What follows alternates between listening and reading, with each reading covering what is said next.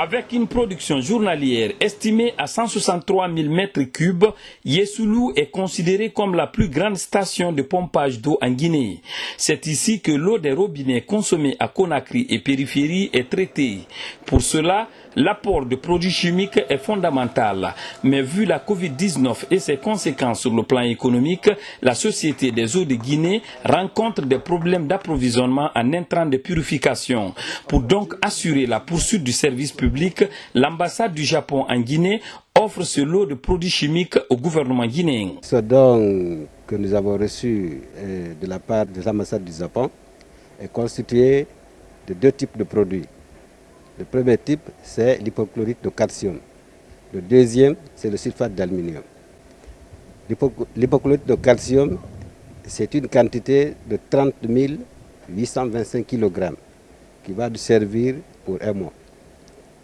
Le sulfate d'aluminium, c'est une quantité de 83 000 kg qui nous sert également pour un mois pour le traitement de l'eau et pour la station de Yesoulou. C'est le lieu de magnifier l'excellence des bonnes relations qui ont toujours existé entre les deux gouvernements et particulièrement entre les deux institutions, je vais nommer l'Agence japonaise de coopération internationale et la Société des eaux de Guinée.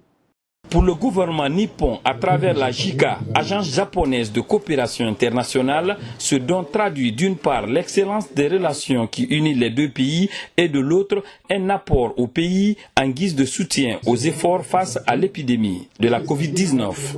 Cet appui d'urgence accompagné d'une composante de sensibilisation au respect des mesures barrières coordonnées par l'ex-assistante technique japonaise de la SEG, M. Sakamoto Daisuke, va permettre à cette société de continuer à fournir de l'eau de qualité aux habitants desservis par elle, tout en participant à la lutte contre la pandémie. La pandémie de Covid-19 que nous connaissons a eu un impact social et économique fort en Guinée. C'est doit dire toute l'importance de ce projet d'urgence, aussi bien pour la vie quotidienne de Conakryka que pour la lutte contre Covid-19 et Ebola, qui nous préoccupe tous aujourd'hui.